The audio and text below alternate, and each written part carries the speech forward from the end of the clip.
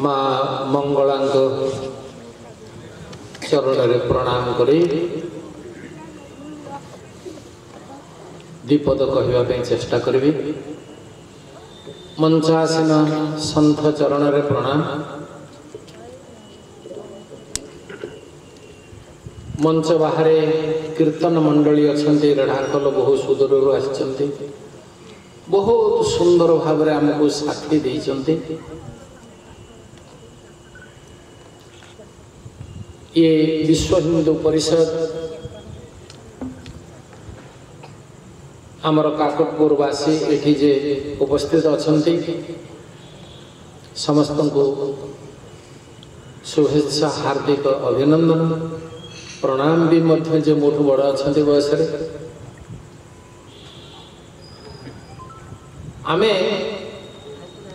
9 तारिख रु आरंभ कलु ए दिव्य चेतना रथ यात्रा। वर्तमान आमे ठीक मध्यस्थली रे अच्छु काकटपुर रे आसिक पहुँचलु। एटा गोटे आमर टार्गेट भी मध्य थिला कारण आमर ये जो दिव्य चेतना रथ देखंतु मांकर केमिति कृपा।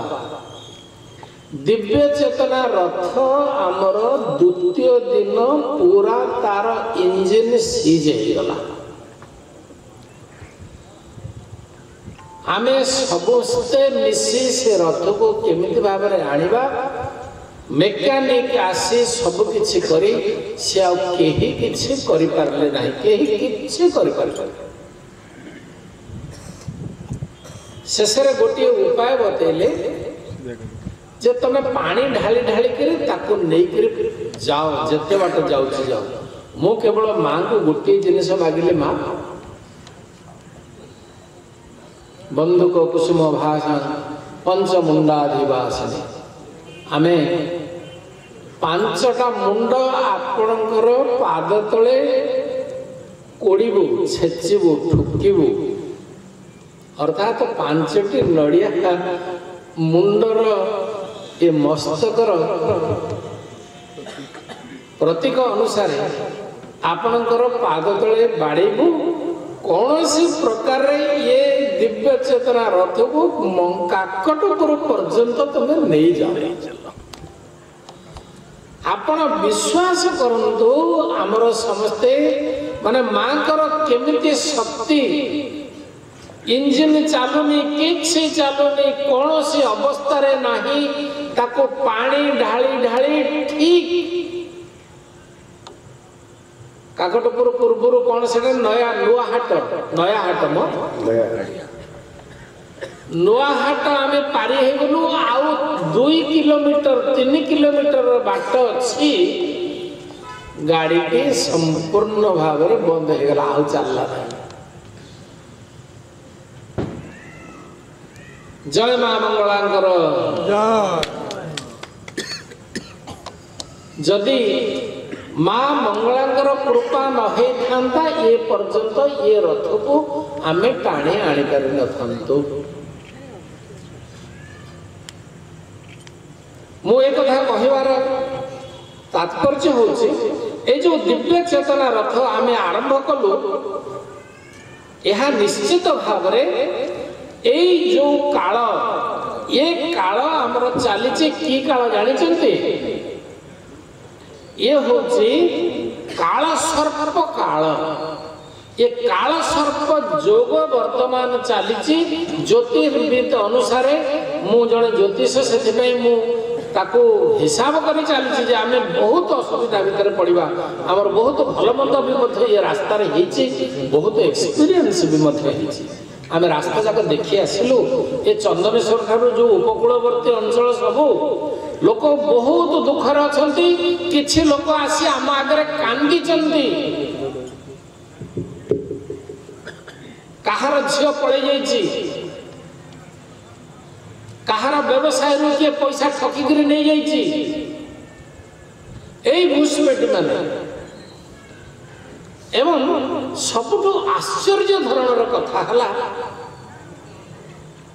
गोटे मस्जिद तैयारी है गाँ मझे हिंदू मानकर घर से मस्जिद को कांथ लगी कांथ को कांथ लगी मझे मस्जिद टी मु आमर त्रैलोक्येश्वर महाराज थे मुझे ये की अवस्था आम से ग्राम देकर आसलु एवं शेष गोटे दयनीय अवस्था आमर गोटे मठ बालीकुदा बालीकुदा ना से जगह ना जो नाउगा रे गोटे विशिष्ट गोटे प्रसिद्ध मठ अच्छी से महंत महाराज को तांकर देह भल नहीं से चली पार नाहंती से आमर जड़े मूर्धन्य महंत भल बहुत सुंदर बहुत भल भल प्रवचन भी मध्य करि पारंती तांकर से मठ चिंतामणि पर्वत एवं आम जमी बसिलु से प्रथम कथा कहले आगे ये एंडामेंट आम जीवन खाई सारे आगे आम सन्थ से माने ऑफिसर से जमी आसबे आम मुंडरे पाद देकर चलिए से माने हमको आदेश करेंगे आउ टिके देखिए हम हिसाब करेंगे देखो ये घर द्वार केमी भांगिक पड़िक रही एवं आमे मठ मंदिर सबू टैक्स दौचु ये पैसा कुआड़े जाऊँ एंडामेंट कहीं आमको ये भाव में पकईक रखी अजय भाई किसी समय पूर्व कहले आम विश्व हिंदू परिषद उच्चाधिकार मार्गदर्शक मंडल आम मैंने अच्छु मु भी अच्छे स्वामीजी भी अच्छा आमर विजय रामानुज दास भी अच्छा आमे गोटे जिद्दी धरिलु उत्तराखंड रे जे आपण आज ठारो बंद करंतु कौन से प्रकार एंडामेंट जिनसटा को आपण उठाई दियो जेमिति भाव में जिद कलु से सेठी शपथ कले संत माने थिले जनसाधारण भी थिले एका संगे समस्ते कहले आ संत माने भी मध्य कहले आ निजे चीफ मिनिस्टर सेठी छिड़ा आइकरी शपथ करिकरी कहले वर्तमान पर्यंत कौन हेची तार उत्तर मु तो किछ देई परिबेनी किंतु वर्तमान ठारो जहा किछ आसुची मु याको बंद कर देली केड़े बड़ काम करले देखंतु वर्तमान उत्तराखंड रे एटी बंद हो जाइए आमे हिंदू कि भाव में बंचा केमिति भाव में रहा वर्तमान आमरी पैसा जाई एई सबो बेधर्मी मानक पाई खर्च होछि तांगर पिला छुआ जेते जन्म होचंती आमे सेति के पैसा दबारे लागि छु जेति के पैसा जहा किछ होछि ताको सब प्रकार रो भत्ता सेही मानु को दिया जाउछि मुसलमान मानु को दिया जाउछि अच्छा आउ किछि बाकी अछि कि आमे जानिबा पय विशेष करी आमे ओडिसा वासी आमे ओडिया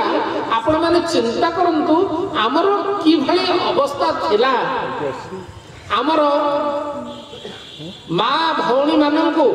आम झी मानू एपरिक आमर विधवा स्त्री मानू भी मुसलमान माने अपहरण करके नहीं जाइए हाँ कि नहीं कहतु आगे ना मु अधिका कहूँ ए उपलब्धि आपण मानकर आज पर्यंत हैनी आपण माने जानिचंती कि नहीं इतिहास लिखा है जानिचो ताहले वर्तमान आपण सेई प्रतिरोध करी हबो करि पारिबे आपण माने निश्चित भाव रे करि पारिबे वर्तमान ठारू जनजागरण हवा दरकार अछि आपण जदि भाबिबे एथि पई सरकार रक्षा करिवे पुलिस रक्षा करिवे ए सब एई गला परे पुलिस आसीबे नर प्लस तेणु